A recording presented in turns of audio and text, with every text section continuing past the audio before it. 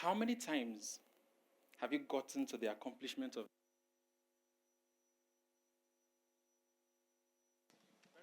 your heart only to realize, I think this is okay, only to realize that you still felt empty or unfulfilled? It could be a job position, a degree, a certain number on social media, or maybe a material acquisition or possession. And granted, for a few days or weeks, the excitement might still be high.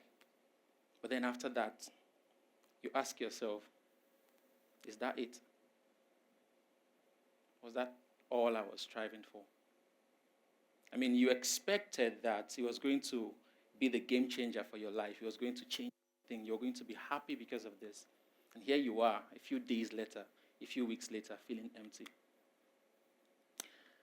For the past 7 years, I've worked with an organization that provides for teenagers and children in inner city schools and underfunded institutions in Nigeria specifically. And we use emotional intelligence as a train this to thrive in life. In 2019, in one of these programs, I met a 13-year-old boy. He wasn't doing well academically. He was at the back of the class, barely getting. But you could not miss the spark of leadership in him. He was that kind of person that brought sunshine into the room. He would often encourage his fellow students. He would often give a word of admonition, even to a teacher who was having a hard day. Some years down the line, after we had left that program, I had the privilege of meeting one of the teachers from the school, and because of conversation about this child, she said to me, he never became a straight A student. However, he became one of the most respected students amongst his peers and even amongst the teachers. He became a leader with high social intelligence. That experience made me begin to rethink my evaluation and assessment of what's called personal success. Maybe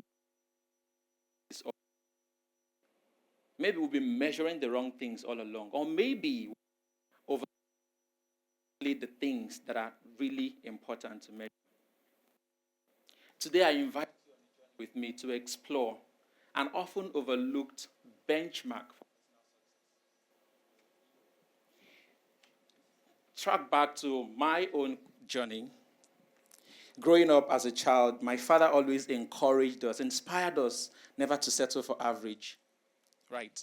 And in his desire to ensure that we went for excellence, my father would often, in all the well-meaning gusto he could muster, he would often tell me, this organization does not tolerate failure. It was his way of trying to inspire me to never settle for average. However, an unintended consequence of that was that I became so afraid of failure that I avoided any venture whatsoever that had the chance of failure. Anything remotely that meant that I may fail, I avoided it. And nothing exemplified that much more than my university qualification exams. In Nigeria, we'll call it WAEC. For those of us who are West Africans, we know that. I was a very brilliant student. However, when it came time to register for WAEC, while others were registering 9 subjects, I registered 8 subjects, simply because I couldn't choose between economics and further mathematics. I had been struggling in further mathematics, and I wasn't sure, I wasn't guaranteed of making an A or a B in economics, and I wanted the bragging rights of never having a C in my WAEC results. And so I dropped the 2 subjects. That decision will come to haunt me when I entered the university. You see, in our first year in the university, we were mandated to do 2 mathematics courses. Unfortunately for me, those 2 courses, they had foundations in further mathematics. Needless to say, I failed one and barely passed the other. That experience made me realize that as much as my academic scorecard in high school showed that I was a brilliant student, I was becoming the kind of person who avoided failure, and that cost me a lot of opportunities. We live in a world that is obsessed with benchmarks. We have KPIs, productivity trackers, performance reviews, social media likes and follows, awards and achievements. All of these things are inherently not bad in themselves, but the problem is they have become our measure of personal success. So we say to ourselves, look at her, she has 1 million followers. She must be very successful. Look at him, he has $1 million in his account. That's somebody I want to learn from. Our society rewards doing and achievement, but becoming, we overlook becoming. Think about it. We can often track how many hours we worked in the office, but barely count the moments we spend with our loved ones. We can often tick off tasks that we've completed for the day, but barely pay attention to how often we stopped, we paused to really listen to the ones close to us. We reward doing, but that is a very faulty measure of personal success.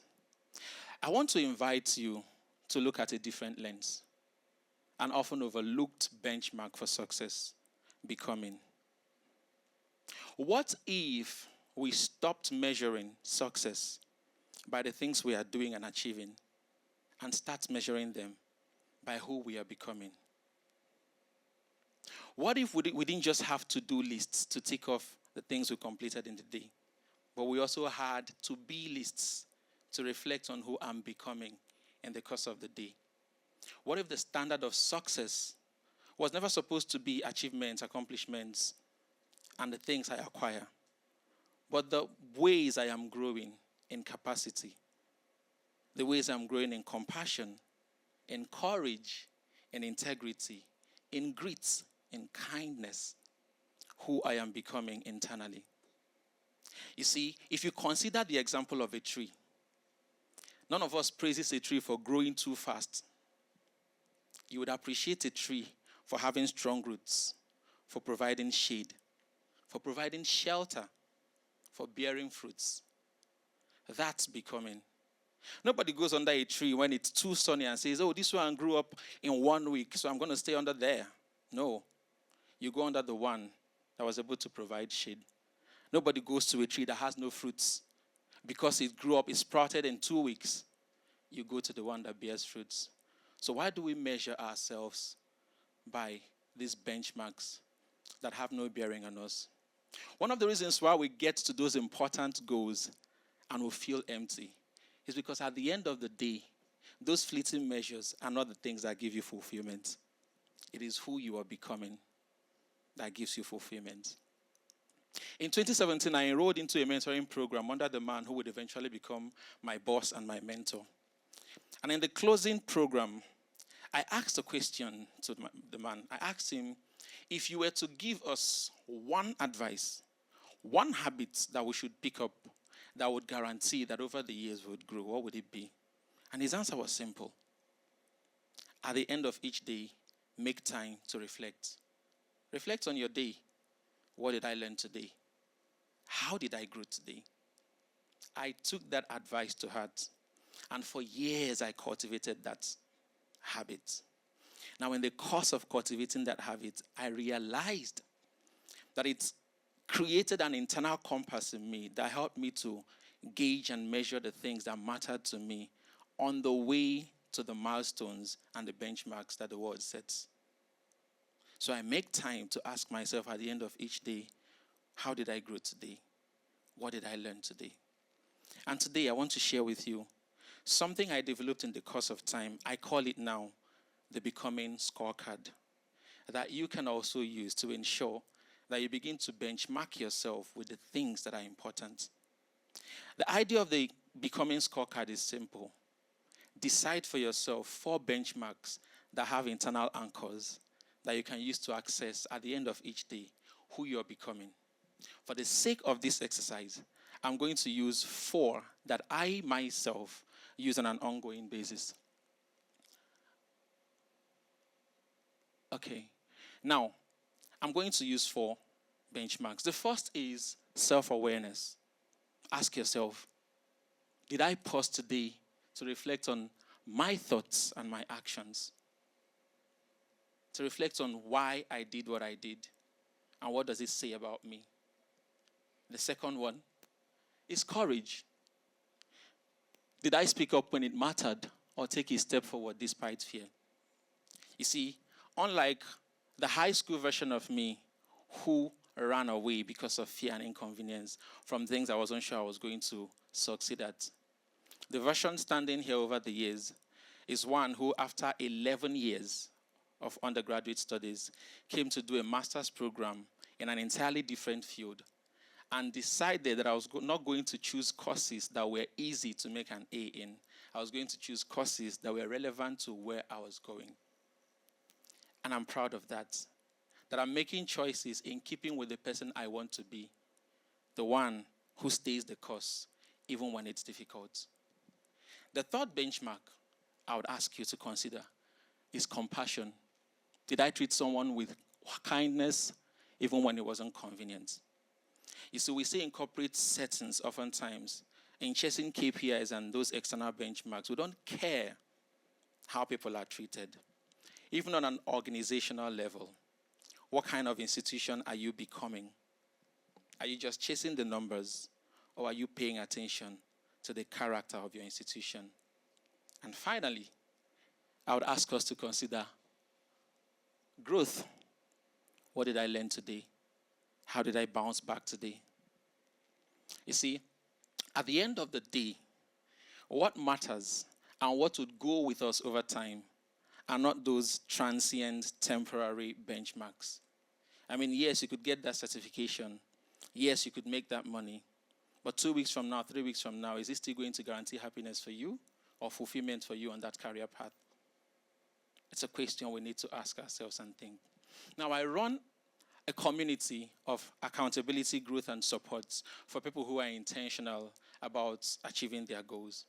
And we do weekly check-ins to see the process and the progress people are making.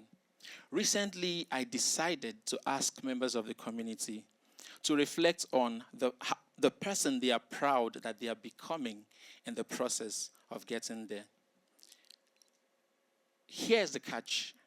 Initially, people struggled to drop responses because we were used to accounting and responding to how many targets you met in the week, were you able to complete your goals?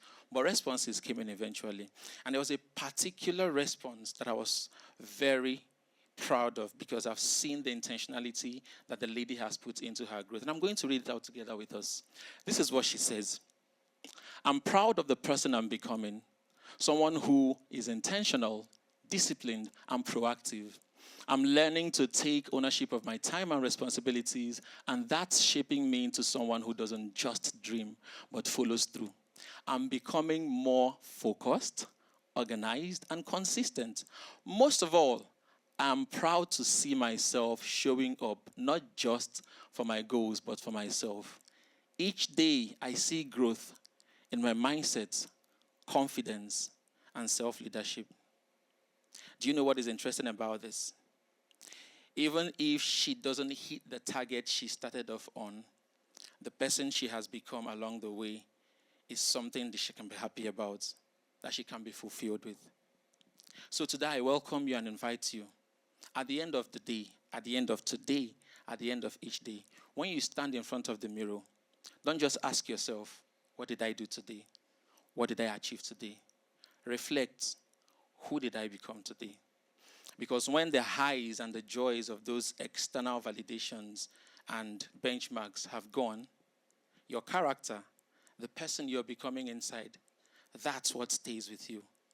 That's what will give you the fulfillment when those highs have evaporated. So today, the question I'm asking you, beyond the things you are achieving, beyond the things you are doing, look yourself in the mirror. Ask yourself, who am I becoming? Thank you.